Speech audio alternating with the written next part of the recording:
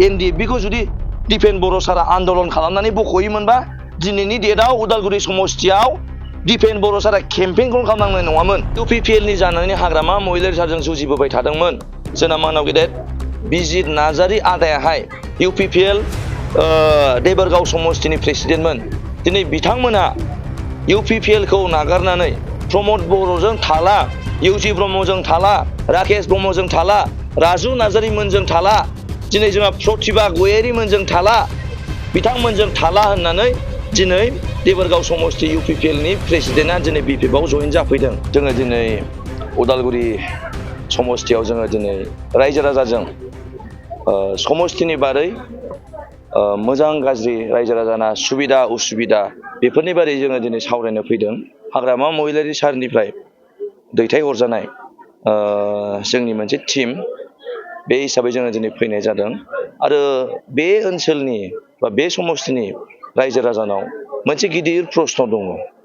बे प्रश्नआनो जाहैबाय जोङो बिपिएफनो भट होनांगौबा मानो होनांगौ आरो इउपिपिएलनो जुदि होनाङाब्ला मानो होनाङा। बेयाव जों बुंदों बिपिएफनो मानो भट होनांगौ होनोबा जोंनि बिपिएफआहाय रायजो राजानि थाखाय खामानि मावबोबाय थादों सिगां समनिफ्रायनो।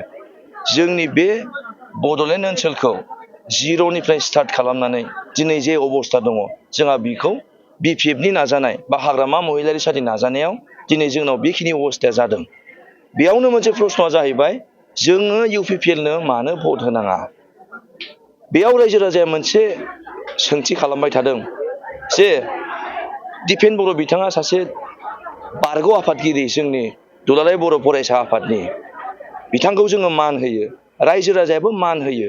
नाथाय मोनसे गिदिर प्रश्नआ बेसो जेब्ला थांनाय 2020निफ्राय 2025 सिमावहाय जेब्ला इउपिपिएलआ बिटिसि सरकार सालायदों बे समाव दुलाराय बर' फरायसा आफादनि आफादगिरिया जोंनि दिपेन बर' सारानोमोन।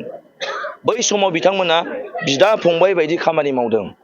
जोंहा प्रमद बर' सारा जिहेतु बिटिसिनि चिफ, बिथाङा गोबां खामानियाव बेस्थ' थायो। बे मावनो हायै खामानिखौ जोंहा दिनै दुलाराय बर' फरायसा आफादा मावबोबाय थादोंमोन सिगां समनिफ्राय। नाथाय बेयाव जोङो मोनसे गिदिर समस्या नुदों। दिनै सुक्तिनि उनावहाय इलेक्सन केम्पेइन खालामनाय समाव बिथांमोना बुंदोंमोन जे इउपिपिएलआ पावाराव फैयोबा एनडिएफबिआ जेलनिफ्राय गगोन, एनडिएफबिआ साख्रि मोनगोन, गोरिब न'खरा न'खर न'खर साख्रि मोनगोन, दिनै मैगं फाननानै जाग्राया मैगं फाननानै जानांला, बिथांमोना बुंबाय थादोंमोन, गोबां खोथा बुंदों। नाथाय बेयाव मेजरलि जोङो मोननै मोनथाम खोथा दङ। दिनै प्रमद बर' सारा एनडिएफबिखौ जेलनिफ्राय बख'नो गोसो गैया बा बिथाङा टाइम मोनाखैब्ला दिनै दिपेन बर' बिथाङा मानो प्रमद बर' सारखौ फर्स खालामाखै। दे आदा एनडिएफबि बिथांमोना खस्थ' खालामनानै दिनै संग्राम खालामदोंमोन, दिनै बिथांमोनखौ जेलनिफ्राय उदां अख्राङाव लाबोनानै जाहाथे जोङो बिथांमोननोबो मोजां सुबिदा होनो हायो होनना दिपेन बर' सारा थिननांगौमोन। एनडिएफबिनो प्रमद बर' साख्रि होनो होनदोंमोन, होआसै। बेखौ दिपेन बर' सारा बुंनांगौमोन, प्रमद बर' आदा एनडिएफबिनो साख्रिखौ होनांगौ होननानैहाय। दिनै बिटिआरआव सान्थि सुक्ति जानायनि उनावबो दिनै जोंनि बिटिसिनि लाइमोनफोरखौ आरोबाव पुलिसफ्रा फेक एनकाउन्टार खालामनाय जादोंमोन। बेयाव प्रमद बर'आ हायाब्लाबो दिनै दिपेन बर' साराहाय दिनै आन्दलन खालामनानैबाबो बै दायनिगिरिखौ दिनै माबा मोनसे साजा होनांगौमोन। दिनै मार्टियार फेमिलिया साख्रि मोनाखै, बेखौ प्रमद बर'आ होनो गोसो गैयामोनबो दिनै दिपेन बर' साराथ' एटलिस्ट प्रमद बर' सारखौ बुंनांगौमोन जे नोंथाङा मानो दिनै साख्रिखौ होआसै होननानै। अब्ला बेखौनो सानदों रायजो राजाया, जुदि 5 बोसोर समाय मोननायावनो जुदि रायजो राजानि थाखाय खामानि मावाखैबा बिथाङा उदालगुरि समस्तिनि एमएलए जायोब्ला उदालगुरिनि रायजो राजानि थाखाय खामानि मावनाय नङा होननानै दिनै बे समस्तिनि रायजो राजाया दिनै सिन्था खालामगासिनो दङ। आरो थिग प्रमानबो दङ, एनडिएफबिखौ जुदि दिपेन बर' सारा आन्दलन खालामनानै बख'योमोनबा दिनैनि डेटआव उदालगुरि समस्तियाव दिपेन बर' सारा केम्पेइनखौनो खालामनांनाय नङामोन। दिनै बे उदालगुरि जिल्लानिफ्रायनो जन्म जानाय दिनै रन्जन दैमारि सार, जाय एनडिएफबिखौ बिथाङा गायसनगिरिमोन एनडिएफबिनि, बिथांखौ जुदि जेलनिफ्राय बख'योमोनब्ला बा बिथांनि थाखाय जेलनिफ्राय बख'नांगौ होनना जुदि आन्दलन खालामोमोनबा दिनैनि डेटआव दिपेन बर' सारा इलेक्सन केम्पेइनखौनो खालामनांनाय नङामोन होनना जों सानो, रायजो राजायाबो सानो। इउपिपिएलआथ' बुंदों 4-5 मास उनाव UPPLआ सरखार दाफिनगासिनो दं होननानै बुंदों। बेखौबो बुंदों UPPLआ। नाथाय नोंथांमोना मोनसे खोथाखौ सिन्था खालामनाया मोजां। जोंनि मानव गेदेर हाग्रामा महिलारि सारनि समस्ति दिनै देबोरगाव समस्तियाव जाय बिथाङा UPPLनि जानानै हाग्रामा महिलारि सारजों जुजिबोबाय थादोंमोन, जोंना मानव गेदेर बिजित नार्जारि आदायाहाय UPPL देबोरगाव समस्तिनि प्रेसिडेन्टमोन। दिनै बिथांमोना UPPLखौ नागारनानै प्रमद बर'जों थाला, इउजि ब्रह्मजों थाला, राकेश ब्रह्मजों थाला, राजु नार्जारिमोनजों थाला, दिनै जोंहा प्रतिभा गयारिमोनजों थाला, बिथांमोनजों थाला होननानै दिनै देबोरगाव समस्ति UPPLनि प्रेसिडेन्टआ दिनै BPFआव जइन जाफैदों। अब्ला बिथांमोना गावसिनिखौ सिन्था खालामनायासो मोजां जे UPPLआ जोबस्रांलांसिगोन ना UPPLआ सरखार दाफिनगोन। दिनै रायजो राजाया दिनै न'खर न'खर प्रमद बर' सारमोननि दैदेननाय आन्दलना साक्सेस जानांगौ होननानै सोरबा माइरं खांनानै हरदोंमोन, सोरबा औवा खांनानै हरदोंमोन, सोरबाया लेबार मावग्राबाबो 50-100 खांनानै हरदोंमोन। दिनै आन्दलना साक्सेस जानांगौ होननानै आन्दलन जाखांनायनि उनाव बिटिआर सुक्ति जाबाय।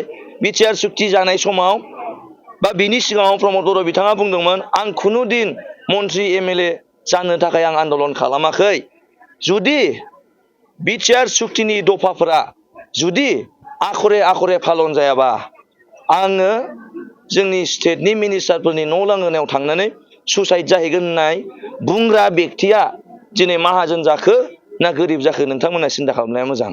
दिनै दिपेन बर' सारा मानि थाखाय MLA इलेक्सन गेलेनो नागिरदों? रायजो राजानि थाखायथ' नङा।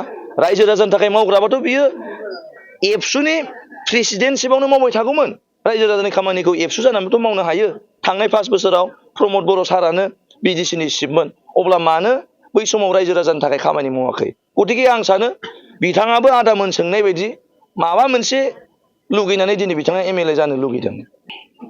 दिनै UPPLआ मोनसे खोथाखौ सिन्था खालामनाया मोजां। 15टा MLA समस्तियाव दिनै बिथांमोना खयजन MLA दैथायहरनो हागोन? जाहाथे बै MLA दैथायहरनायनि जे नाम्बार्स जाहाथे बे लाथिख' बा 0 दाजाथों, बिथांमोना बेखौ सिन्था खालामनायासो मोजां। जोंना BPFआ NDA हिसाबैहाय जोंहा 11टा समस्तियाव केन्डिडेट होदों। बे 11टा समस्तिनि जेसेबां केन्डिडेट दङ, जोंना 100% बयबो देरहाजोबगोन आरो बाद बाखि जे 4 समस्ति दङ बेयावबो जोंहा NDAनि केन्डिडेट दङ। बिथांमोनखौबो जोङो BPFनि जानानै बै NDA केन्डिडेटखौ जोङो साफ्रोमखौबो देरहाहरजोबगोन। बेयावहाय राकेश ब्रह्ममोनखौसो दिनै UPPLनि लिडारफ्रा फेजेननो थाखाय दिनै जोंनि BPFनो केन्डिडेटनो फैसा हैगासिनो दङ। आं खोन्थानि बेखौहाय। दिनै राकेश ब्रह्म बायदि बेक्तिखौ दिनै MLA समस्तिनि MLAआव टिकेट होनो हाबाय। नाथाय दिनै जोंहा इउजि ब्रह्म सार दङ, सिटिं MLA प्लास दिनै बिथांमोना मिनिस्टार। सिन्था खालाम, MLAल'बाथ' जेबो नङामोन, मिनिस्टार बाव दिनै बिथाङा स्टेटनि मिनिस्टार। बेखौ दोनथ'नानै राकेश ब्रह्म बायदि लेखा गोरोंखौसो दिनै केन्डिडेटनि टिकेट होबाय।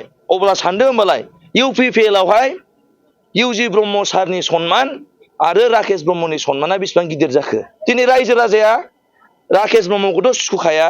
बिनि बादै दिनै राकेश ब्रह्मखौ MLA टिकेट होनायनि थाखाय UPPLनि गोबां लिडारफ्रा राकेश ब्रह्मनि महरखौ जों नायनो बाबाय, राकेश ब्रह्मनि जाहा थाहा खोथा बुंनायखौ जों नायनो बाबाय होननानै UPPLनि लिडारफ्रा जोंनि केन्डिडेटनो फैसा होफैगासिनो दङ जाहाथे राकेश ब्रह्मखौ फेजेनथारनांगौ होननानै। जोङो BPF हिसाबै जिहेथु जोंना थांनाय काउन्सिल इलेक्सनाव जों देरहाखानाय, दा बे हिसाबै जोंनि उदालगुरिल' नङा, क'क्राझार, बाक्सा, चिरां, दिनै तामुलपुर बा उदालगुरिसिम जोंहा जेसेबां केन्डिडेट दङ बयबो देरहागोन। रिहन दैमारि सारबो देरहागोन। उदालगुरि हिसाबैहाय चरन बर' साराबो देरहागोन आरो बाद बाखि जेसेबां केन्डिडेट दङ जोंहा BPFनि प्लास BTCआव NDA जा केन्डिडेट दंफायो साफ्रामबो दिनै देरहाजोबगोन।